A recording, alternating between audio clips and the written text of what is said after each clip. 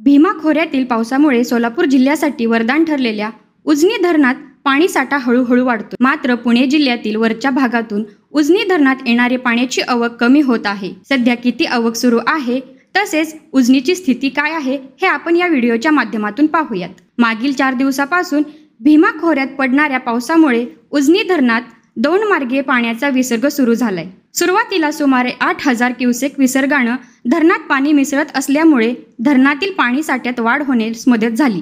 मात्र धरणात मिसळणारा पाण्याचा विसर्ग आता कमी झालाय. आज 12 जून बुधवार सकाळी 6 वाजता आलेल्या अपडेटनुसार उजनी धरणात 2 मार्गे 3,625 क्युसेक पाणी जमा होत आहे. काल सायंकाळच्या तुलनेत आज सकाळी आवकमध्ये किंचित घट झाल्याचं पाहायला मिळत आहे. काल सायंकाळ 6 वाजेच्या अपडेटनुसार उजनीत 3,702 क्युसेक पाणी जमा होत होते. उजनी सध्या -54.3% आहे. सध्या धरणात एकूण 34.71 TMC एवढा पाणीसाठा शिल्लक आहे. दरम्यान मागील 3 दिवसात उजनी धरणात जवळपास 5% म्हणजे सुमारे 2 TMC पाणी वाढलं आहे.